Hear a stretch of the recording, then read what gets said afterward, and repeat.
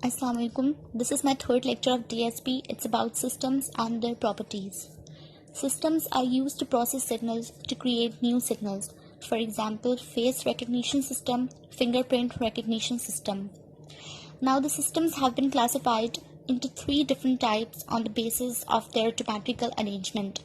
First is cascaded or serial system, in which multiple systems are arranged in series. Like here you can see that the three systems are arranged in series. Second is parallel system, in which the same signal passes through two or more systems, like the same signal passing through the face recognition system and the fingerprint recognition system. Feedback system. In the feedback system, the output signal is fed back to the input through the feedback path, another system. Now here are the properties of systems. First is causal system. The causal systems are those that depend on current and previous values. For example, in the first example, you can see that the system is depending on the present value and the previous value, and while the second one depends on the previous values. Non-causal systems are future dependent systems, and here are its examples. Linear systems are those that satisfy the properties of additivity and homogeneity. Let x1 of n on passing through the system gives an input y1 of n, and x2 of n gives an output y2 of n. Now, the additive systems are those in which on adding the two inputs we get the sum of their corresponding outputs, and homogeneous systems in which on multiplying the scalar with an input and passing it through the system we get an output multiplied with the same scalar. Then these are known as homogeneous systems.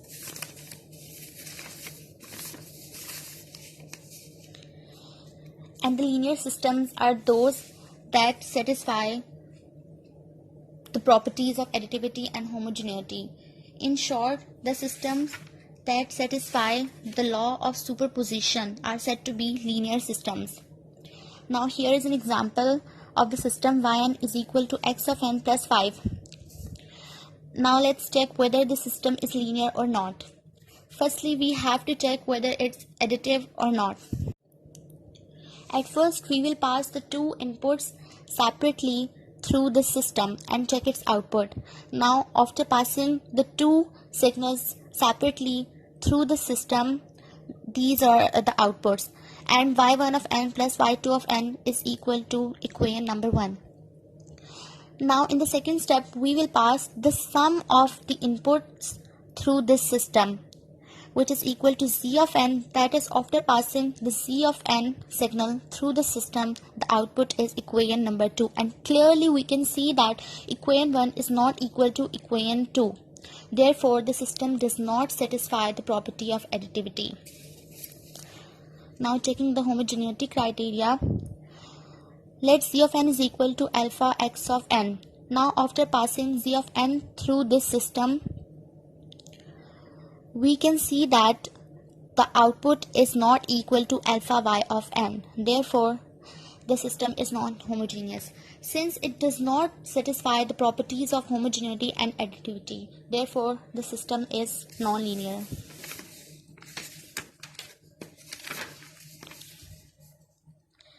Now, the second example is y of n is equal to x of n minus 2x into n of n minus 1.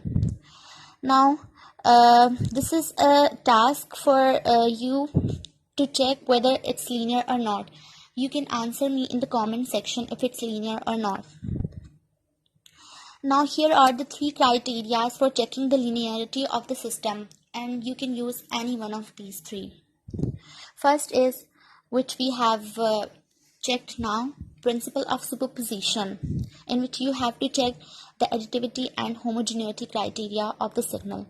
Second is, linear systems are first order systems. That is, if the system given system is represented by an equation, then you can check its order. If its order is 1, then the system is linear, otherwise it's non-linear.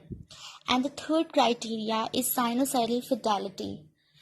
In this criteria, if the sinusoidal signal is given to the input, then there must be a sinusoidal signal at the output, otherwise the system will be non-linear. Now here are the examples of linear systems. First is unity system. The unity system is the system whose output is equal to the input and it's linear system. Second is null system. In the null system, whatever the input is, the output is always equal to 0. The third is blurring, which is also known as averaging or smoothing system. It is basically used in image processing to reduce the noise, and we can reduce the noise by convolving the image through a low pass filter. And since the convolution is a linear function, therefore the blurring system is also linear system. Other examples are low pass filtering, also known as averaging, high pass filtering, and wave propagation. In wave propagation, the wave equation follows the principle of superposition. That is, the net displacement caused by two or more waves is equal to the sum of displacements caused by each wave individually. Now these are the examples of nonlinear systems. Systems with threshold are said to be nonlinear. That is, the systems having sudden or rapid variations.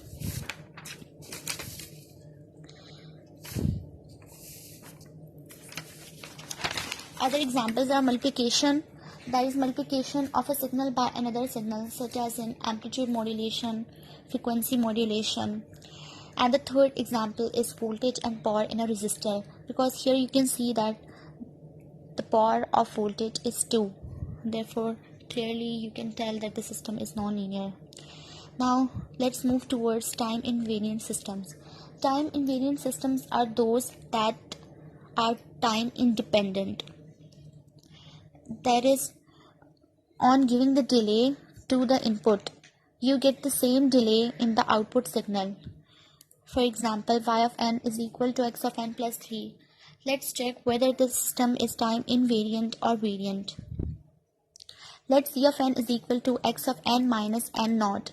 Then on passing z of n through the system, we get this output, and clearly you can see that it is time invariant system. Second example is y of n is equal to x of n square. In the first step, you have to provide delay to the input signal and then pass the delayed input signal through the system, and its output is represented by equation 1. And in the second step, you have to give delay to the output signal, and on passing this signal through the system, we get this signal. And from equation 1 and 2, it is clear that the system is time variant. The time variant systems are time dependent systems. That is, they respond differently to the same input at different times. Here are the examples of time invariant and variant systems. Transfer of data via internet is time variant system. It's because at different times there will be different number of users, and hence the speed will change accordingly. That is, if there is more traffic, then the speed will be slow. Since the network's behavior is different at different times, therefore the transferring the data via internet is time variant system.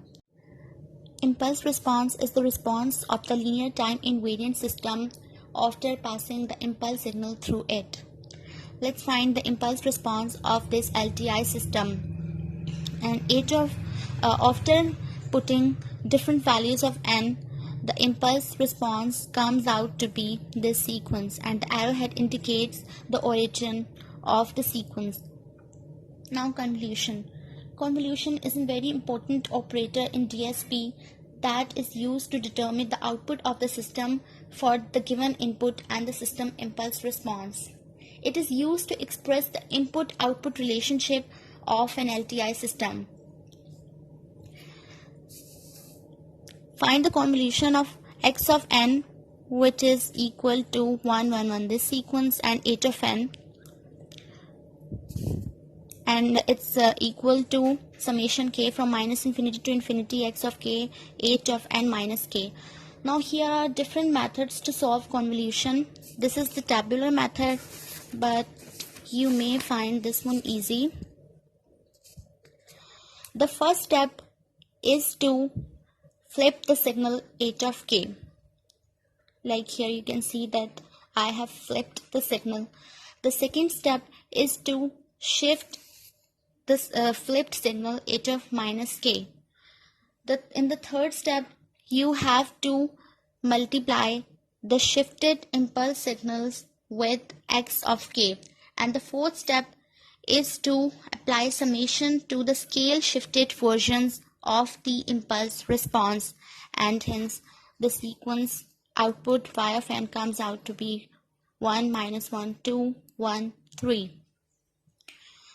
Now correlation measures the relationship degree of similarity between the two signals, and its formula is y of n equals to summation k from minus infinity to infinity x of k into 8 of n plus k.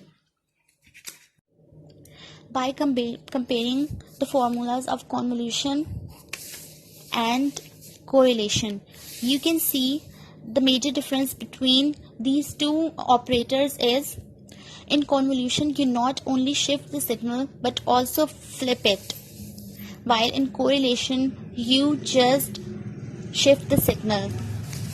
Now here are the applications of convolution. First is image processing, smoothing or averaging, which I have already told you, but let me tell you this. Here are the applications of convolution. First is image processing or smoothing or blurring, and I have already told you about this. In smoothing, from the image, noise is reduced by convolving the image with the low pass filter. Second is signal filtering, in which you can either remove high frequency components or low frequency components. Third is polynomial multiplication, in which after forming arrays of the polynomial and convolving their coefficients, you can get the output. Fourth is audio processing. In audio processing, by using convolution operator, you can merge any two sounds and produce a new sound. In artificial intelligence, you design different circuits, robots, by imitating connections in a human brain, by interconnecting different neurons and thus forming a neural network. Applications of correlation. First is radar, my field of interest. Signal detection in radar. In radar, signal pulse is sent to detect the target, and if the target is present, then the signal sent by the radar is reflected back to the transmitter antenna, but the received signal is highly attenuated and corrupted by noise. So by correlating the received signal with the signal sent, we can detect the presence or absence of the target. Moreover, by calculating the time delay between the sent and the received signals, we can also determine the distance between the target and the radar. Second application is sonar. Correlation is really helpful in applications like water traffic monitoring. Third application is digital communication.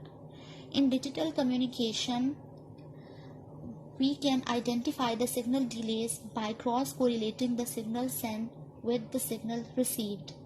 And when the signal is corrupted heavily by noise, then correlation can aid by retrieving the bits. Fourth application is machine learning. Correlation is used in different fields of machine learning like pattern recognition based on correlation clustering algorithms. See you in the next lecture. Until then, Allah Hafiz.